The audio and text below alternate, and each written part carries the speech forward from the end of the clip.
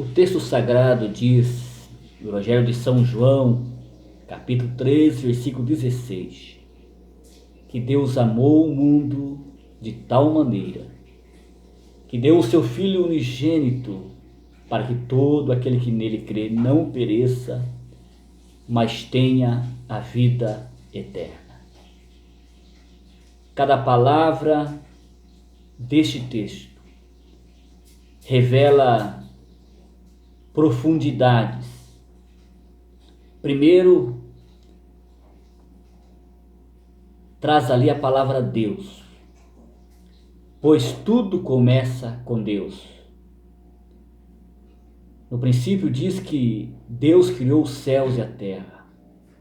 Deus é a fonte, o Criador de todas as coisas extraordinárias, belas e maravilhosas que conhecemos.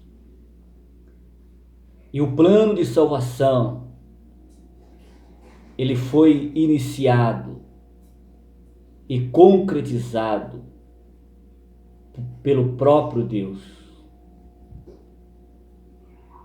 A salvação é algo que já foi estabelecida na eternidade passada, segundo o breve conhecimento de Deus. Conforme escreveu o apóstolo Pedro, que nós fomos eleitos segundo a presciência de Deus. Todos nós conhecemos a história da queda do homem, do seu fracasso moral e espiritual.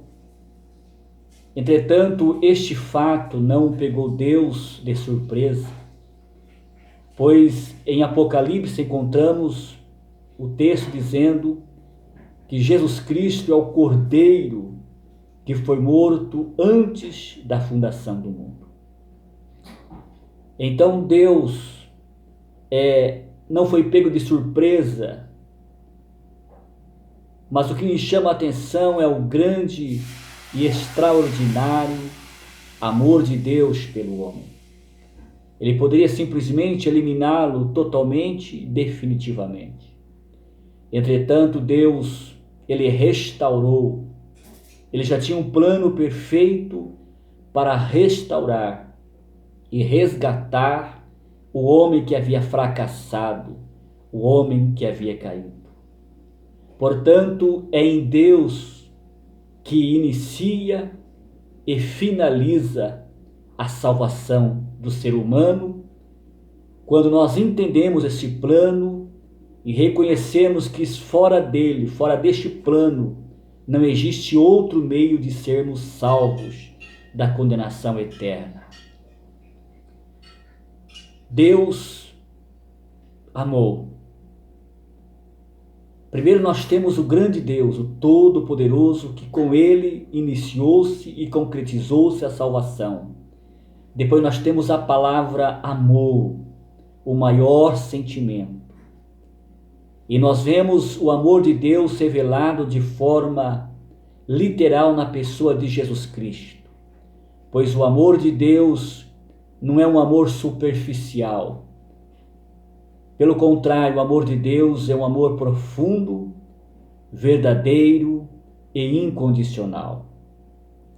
E além de tudo isso, é o amor sacrificial. Pois o verdadeiro amor leva a pessoa que ama a dar-se.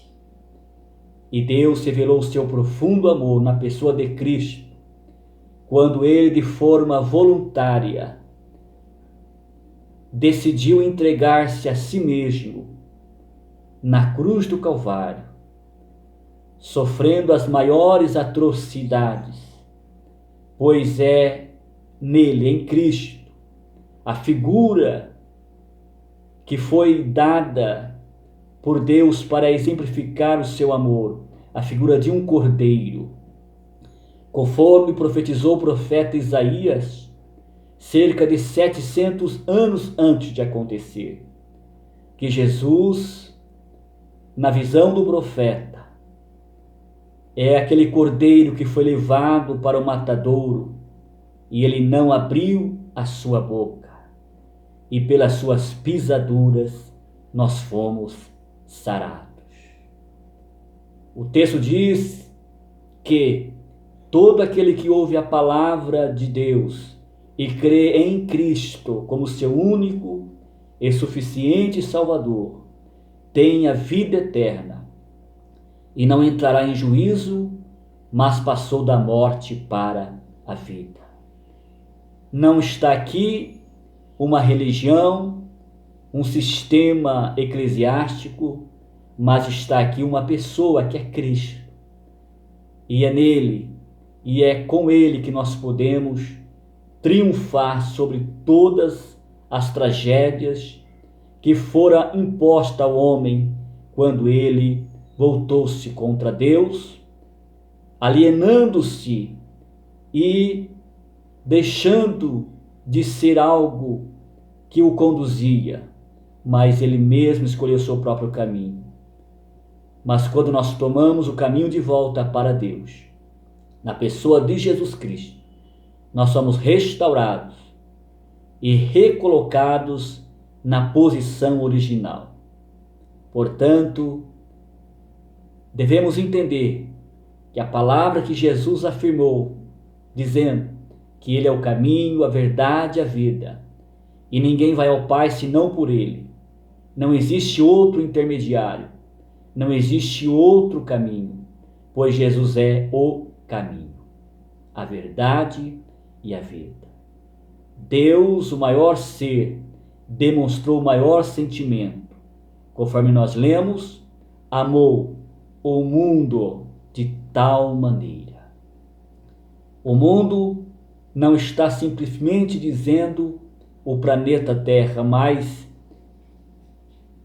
as pessoas, todo ser humano, independente da sua classe social, da sua cultura, do seu poder econômico, Deus amou o mundo de tal maneira.